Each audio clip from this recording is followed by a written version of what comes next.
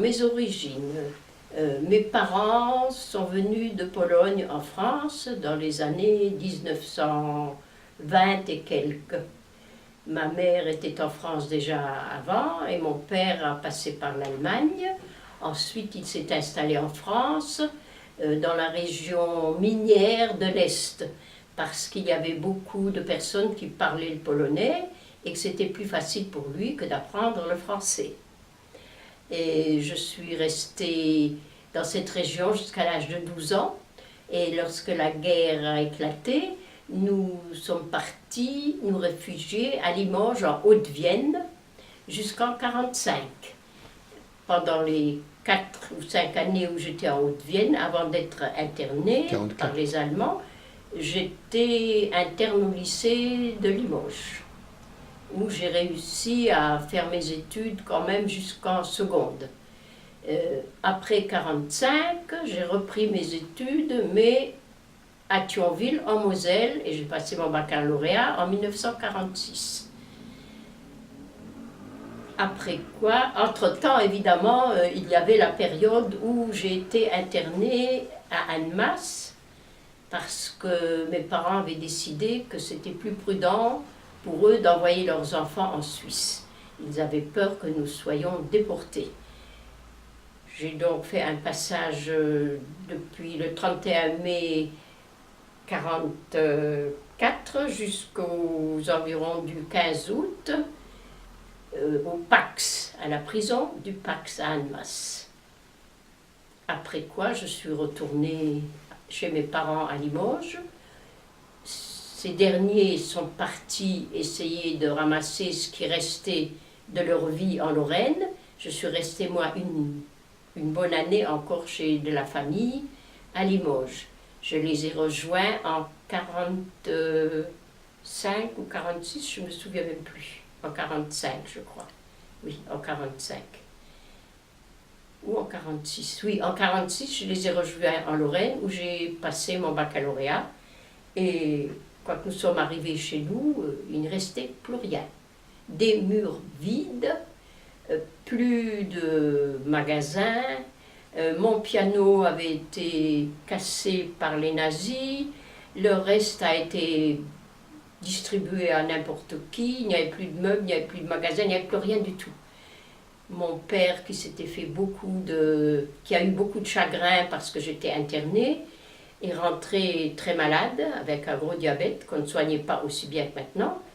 Et ma mère, qui n'avait que 38 ans, s'est trouvée subitement enceinte. Si bien que après le baccalauréat, j'ai arrêté mes études pour les aider à remonter, à reprendre une vie normale. Ce qui a pris quand même quelques années parce qu'il n'y avait plus d'argent, il n'y avait plus de marchandises. Heureusement, la France avait été magnanime avec les Mosellans. Elle leur avait laissé transformer leur marque en argent liquide français. Si bien qu'il n'y avait pas beaucoup de marchandises, mais de l'argent qui circulait. Et nous avons pu remonter nos affaires facilement. Au moment où je me suis mariée, les choses étaient bien en route, en 1949. Marianne, et comment elle est restée avec nous, etc. Oui. J'ai rencontré Marianne Cohn le 31 mai. Nous attendions à Annecy son arrivée. Elle devait nous convoyer dans un camion avec quelqu'un que nous ne connaissions pas, jusqu'à la frontière et être sûr que nous avions passé en Suisse. Malheureusement, Marianne est arrivée en retard de 2 heures, je ne sais pour quelle raison, il y a eu quelque chose qui l'a empêchée. Au lieu de passer la frontière à 18 heures, nous y sommes arrivés vers 20 heures. C'est peut-être ce qui a fait qu'une voiture d'Allemands est passée à l'improviste et nous a interceptés à 200 mètres de la frontière. Marianne a été arrêtée en même temps que nous, bien sûr, et était pendant quelque temps avec nous dans la même cellule. Par contre, les filles n'ont pas été battues dans cette prison, mais Marianne, nous entendions les gifles claquer jusque dans notre cellule, Et les garçons ont eu de grands coups de nerfs de bœuf aussi. Nous n'avons pas, en ce qui me concerne, les filles n'ont pas été violées. Mais les garçons ont subi beaucoup de coups. Voilà.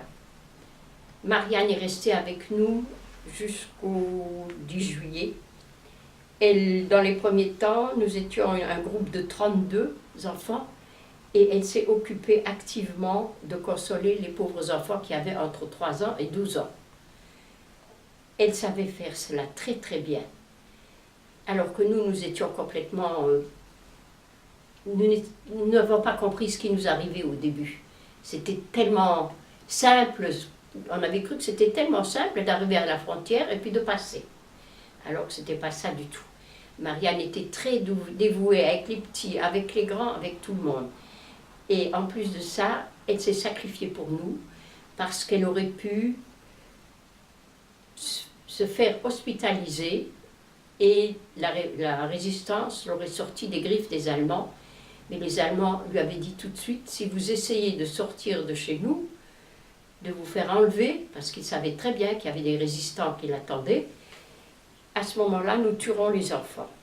Cette personne, si vraiment j'avais été chrétienne, j'aurais dit que c'est une sainte, parce qu'elle savait très bien ce qui l'attendait. Elle était originaire d'Allemagne, ses grands-parents s'étaient suicidés de tristesse, parce qu'ils ne voulaient pas quitter un pays où ils croyaient se sentir chez eux. Et ensuite, elle a fait tellement de bien, elle a traversé tellement de choses difficiles, elle nous a aidés, elle nous a soutenu le moral, et pour finir, il a fallu encore qu'elle se sacrifie pour nous. Je l'ai vue la nuit où elle a été sortie du Pax, elle est passée nous dire au revoir. Et moi, je pensais, peut-être comme elle, qu'on l'enverrait à Lyon, chez Klaus Barbie, de sa prison. Et je me suis dit, elle finira par en sortir, elle sera déportée. Je ne sais pas ce qu'elle pensait, elle. À ce moment-là, je lui dis, écoute, veux-tu ma brosse à dents, mes dernières serviettes hygiéniques? Elle m'a répondu, là où je ne vais pas en avoir besoin. Et je n'ai pas compris ce qu'elle voulait dire. Certainement qu'elle avait compris quel sort lui était réservé. C'était ses dernières paroles.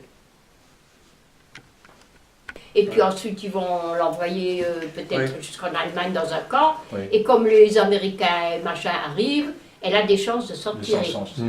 Jamais je n'ai pensé une minute qu'ils allaient faire ce massacre. Voilà, ils l'ont emmené au Charnier. Et alors, il y a une autre personne qui m'a fait beaucoup de peine, c'était la vieille dame. Oui. Oui. Comment elle s'appelait déjà? Madame Perrin. Oui, Perrin. Madame Perrin. Oui. Les Allemands l'avaient prise chez elle, parce que son mari les avait vus venir, il était communiste lui. Et elle est arrivée chez nous, écoutez, elle était en tablier, elle n'avait même pas une culotte, elle était en savate, elle était hirsute. Cette femme n'a jamais compris ce qui lui arrivait. Moi, je lui ai passé une de mes culottes, une paire de chaussettes, je ne sais plus, tout ce qu'on avait, on lui a passé. On n'avait pas grand-chose, parce qu'on avait un tout petit rucksack, puisqu'on était parti pour une nuit. Bah oui, bah oui. Ouais, ouais. Elle aussi, elle m'a fait beaucoup de peine. Hein. Ah,